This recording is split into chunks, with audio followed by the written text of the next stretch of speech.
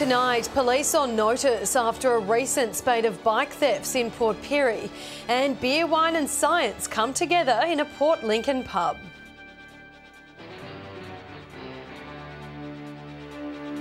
From our 7 Spencer Golf studios, your nightly news with Louise Hedger begins now. Good evening. We begin with some breaking news this evening, and a 67-year-old man has been killed after being struck by a truck this afternoon. The incident occurred around 2 o'clock on the side of the Spencer Highway, 15 kilometres north of Port Broughton. Authorities say a truck was being pulled onto the tray of another truck, which then rolled off and struck the man. Sadly, he died at the scene. Crash investigations are underway. Port Pirie police are warning people to remain vigilant with their property following a string of bike thefts. A number of locals have reported their bicycles stolen from front yards of houses and businesses. SAPOL are urging locals to be more cautious when leaving property in public spaces, following the rise of numbers of bikes stolen in Port Pirie. We've had a couple stolen out from the front of people's homes. We've also had a couple stolen from around the hospital area. 4 bikes have been stolen in under a week, with the reported thefts occurring near the hospital and another 2 cases occurring in people's front yards.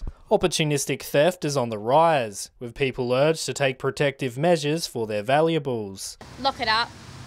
Lock it or lose it, basically. That's one of our mottos that we use here. When commuting around town, ensuring your bike is securely locked to a sturdy object is vital. Always remember to park your bike in a well-lit and populated area. It's important to remain vigilant when storing your bike.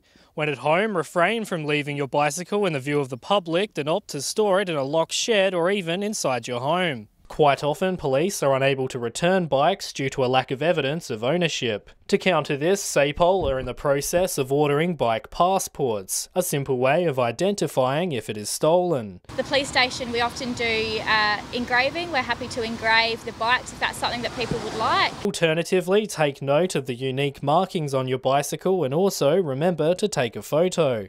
If your bike is stolen, contact police immediately on 131 444. Dominic Beaton, 7 Spencer Golf News.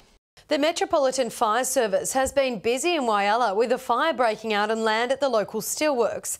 Just after 10:30 this morning, authorities were called to the GFG-owned plant after reports of a rubbish fire in a pit.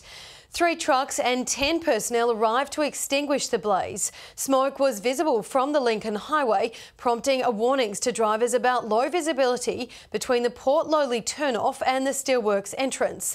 Crews remained on site during the afternoon to monitor the situation, while loaders will be used to remove rubbish and help to identify fire hotspots. No properties were impacted, but the damage bill is yet to be finalised. Adani says it's still negotiating with customers for its proposed solar plant outside of Whyalla.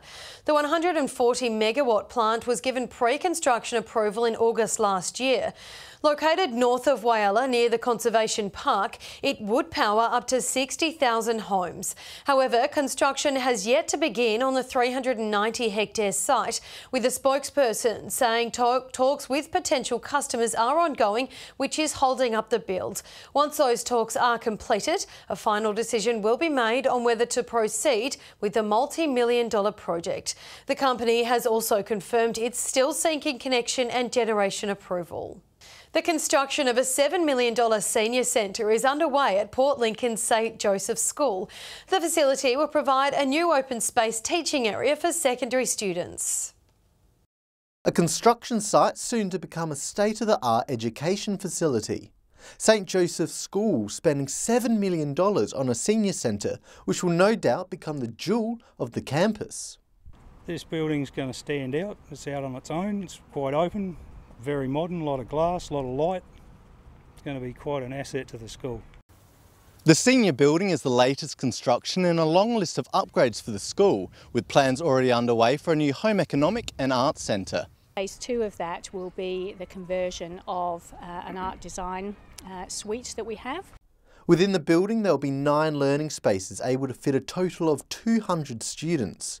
the school heavily focusing on the creativity of their curriculum. Art and design and creativity is so important that we want to expand those areas, so we're knocking through the art room with the current Food and Hospitality Centre to create an enormous design suite. The multi-million-dollar facility comes off the back of the school's boarding house, which opened 2 years ago. With enrolments continuing to grow, it looks like more development could also be in the pipeline.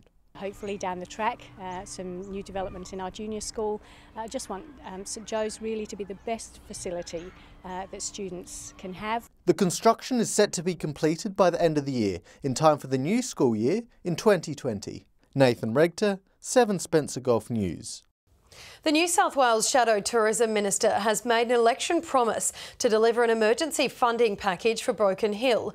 The package would see $1 million given to local council to support projects which would boost tourism. He's calling it a tourism recovery package. We know it's severe.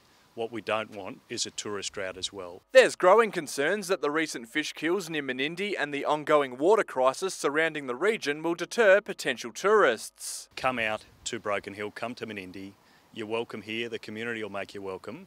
We need the support out here. Labor has announced a $1 million recovery fund to support tourism for Far West communities. The cash would go to the Broken Hill City and Central Darling Shire councils, aiding projects that'll increase the visitor numbers in the hardest hit areas. Working with the councils, working with local tourism operators to get people out here, promote the area, work with local tourism operators to make sure that we can get tourists on the ground in these areas. The city's mayor and Labor candidate for Barwon welcoming the announcement. People saying they won't be able to go out there. Well, we're saying Broken Hill Menindee is open for business. No word from the state government if they'll match it. The state's tourism minister saying Destination New South Wales is working urgently on its own relief package. Patrick Ryankey, 7 Spencer Gulf News.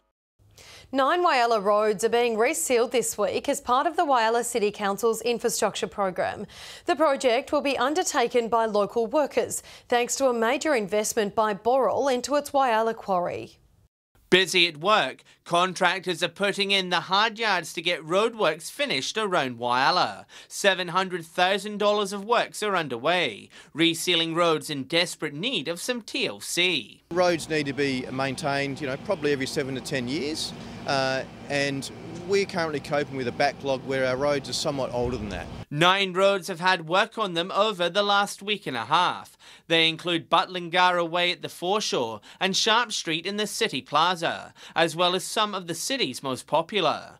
Mr. Cowley says this also forms part of the bigger picture, making Whyalla an attractive place to live. Part of that is providing them with some amenity, and one of those things is a condition of our infrastructure and our roads. Boral is the contractor in charge. Some of these works were put on the back burner after an equipment issue at its Whyalla quarry last year. But a $250,000 investment in new gear was enough for council to seal a new deal. They've invested heavily, they employ local staff, so it's fantastic to see locals working on local roads. And this spend is just the beginning, with more expected in the next 12 months. Spending about $3.7 to $4 million on further road upgrades. John Hunt, 7 Spencer Gulf News. Still to come tonight, the first Science in the Pub event held in Port Lincoln, and volunteers the focus of a new program in Port Augusta.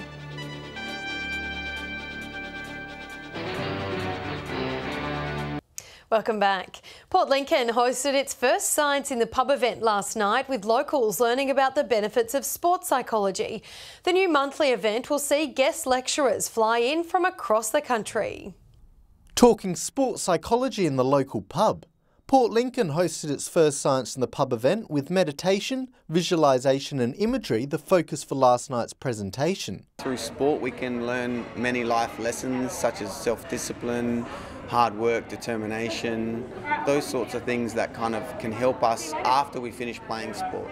The free event discussed the benefits of visualisation techniques and how to utilise meditation, and interactive exercises got the class moving as well. There's so many distractions these days, such as iPhones, computers and things like that, so I think trying to get your brain to focus on what you want to achieve in life can be very helpful for anyone. It'll become a monthly event promising to educate the community on life sciences with some exciting topics planned. We've got shark research happening, we've got the science of winemaking, we've got phlebotomy or bloods coming up, we've got a whole range of things coming up. We're quite excited. As for the audience, well, it gets their tick of approval. And there'll be a chance to see the program taken into local schools. Yeah, the younger kids and the older kids, right from year 8 right through to year 11 and 12, really engaged in it, and I think it really, it was real. It was science that was real. Nathan Regter, 7 Spencer Gulf News. Organisations from across the region have met in Port Augusta to discuss new strategies to boost volunteer numbers. The groups are hoping the workshop will help them attract some younger helpers. Over the space of 8 years, Port Augusta local Sharon Palmer has been volunteering across 3 organisations. Just because I like being with people and the communication with everybody and being out there. She currently lends her time to Lifeline, which has only 10 volunteers working in its Port Augusta operations. And is that enough? Or? No, we need more. Today, a number of organisations like Lifeline got involved in a workshop in a bid to recruit more helping hands from across the city. So hopefully what they get out of today is some new ideas, new strategies that can help boost their numbers. Run by Volunteering SA, the session will offer groups modern ways to attract new members and boost their capabilities. We're really focusing on digital media, so using social media like Facebook pages. Across the regional areas, volunteer numbers are strong. But with the population ageing, there's concern without younger members joining up, many groups could fade away. That's why we're working quite strongly with these organisations to think about their succession planning and how they engage volunteers. Organisers are hopeful that 2019 will see more fresh faces join the ranks of these clubs. The work that's being done is fantastic and there are great opportunities to volunteer in your local community. Garth Burley, 7 Spencer Gulf News. The federal government has announced a new online resource to aid farmers with drought assistance funding. The Farm Hub website shows what fodder, water, transport and living expenses are available to South Australian farmers. The government says this is an important step because many people living on the land don't know what assistance is available to them. Launched just last week, the database shows drought funding from the Commonwealth, state, councils and charities. Broken Hill's budding filmmakers will have a chance to develop their skills this weekend. Create New South Wales is bringing a team of experienced producers to the city to help members of the community create their own projects. Ever wanted to make a film? Here's your chance to learn how. Bringing people out there that can actually help them develop their stories and to develop their talent. Screenworks, with support from Create New South Wales, first visited the Silver City in 2017. After hearing what local filmmakers were working on and what their needs were, Screenworks is back to deliver just that. What they'll learn over 2 days is that they will actually hear about developing a project and actually working towards producing and getting finance and actually also pitching their ideas. The event is being held at the Broken Hill Musicians Club Friday and Saturday. Talented producers Marcus Gilliso and Bridget Callow-Wright will present hands-on workshops across a number of industry subjects. From developing your idea and taking it to an audience to filming drama for movies and television. And you don't have to be the next Steven Spielberg to take part. Mr. Crouch says the workshops are open to anyone with an interest in the film industry. If you've never had any experience, come along and find out what it's all about. If you've got some experience, then come along and talk about the projects that you've got and get them connected with the producers and the government agencies that we have out there. For information about the Screenworks workshops, visit their website. Patrick Reinke, 7 Spencer Gulf News. Stay with us after the break. We'll take a look at the latest fuel prices from across the region and Britt will join us with the weather.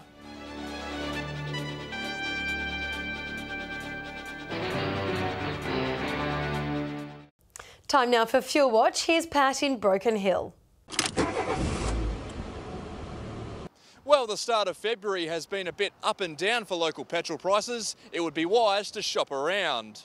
Starting with unleaded, and Port Lincoln has seen a 2-cent jump from last week and is now averaging $1.32. There's been minor changes in both Whyalla and Port Augusta, but any green is better than red. Port Pirie has enjoyed a small drop in its price, motorists there paying around $1.26 a litre. Kadina has ticked up to $1.30, but expect the price to drop in the coming days. Here in the Silver City, we're paying the most of any regional centre. Adelaide has joined us on $1.37 after spiking by 16 cents. Turning over to diesel now, and it's relatively even Steven. Port Lincoln and Whyalla are both seeing some green, but their prices are staying the same. Port Augusta has seen no movement and is still paying around $1.44. Kadina and Broken Hill also breaking even. Port Pirie is the only Spencer Gulf town to see red, but again it's only a minor change. Adelaide is paying $1.35 a litre. Finishing off with a quick look at auto gas, and there's not much to report. Whyalla has seen a big jump in its price, going up by 7 cents. Kadina is down to 81, while here in Broken Hill we're out of the 90s after a 2-cent decline. Everywhere else has had a quiet week. Now remember that these prices are the regional averages and they do not reflect any one particular outlet. And if you do find a spot that does sell unleaded, diesel or auto gas for cheaper, be sure to let us know on our Facebook page. Now let's take a look at what's happening in the weather. Here's Britt Aylen. Thanks, Louise. It's been a humid day with showers and thunder over some parts. Port Augusta reaching a top of 36 today, Whyalla 31, Port Lincoln 27, Broken Hill stormy and 38, Port Pirie 33. A high pressure system has extended a ridge over the south of South Australia today, with a weak trough causing thundery showers. Tomorrow a new high pressure ridge will extend over the Bight, where it will remain into the weekend. On the waters, winds south to southwesterly at up to 25 knots tomorrow, swells to 2 metres. And tomorrow's sunrise will be at 6:45.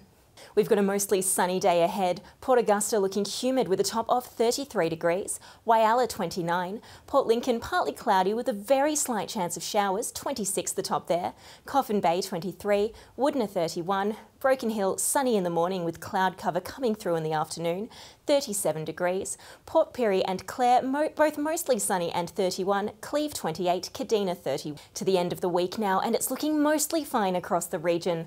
Port Lincoln partly cloudy on Friday with a top of 23, similar conditions through the weekend. Cleve 23 on Friday with temperatures in the mid to late 20s Saturday and Sunday. Woodner a top of 27 degrees Friday and Saturday. Whyalla fine and 24 on Friday, much the same across the weekend. Port Augusta 27 degrees Friday and Saturday, 30 on Sunday, and much the same for Kadina. Port Pirie maximums in the mid-20s to end the week. Clare a top of 24 Friday and Saturday, and Broken Hill fine on Friday with a sunny weekend. That's all from me, Louise. Back to you. Thanks for that, Britt. And that's your local news this Wednesday evening. We hope you have a happy and safe evening. We'll see you later on with updates.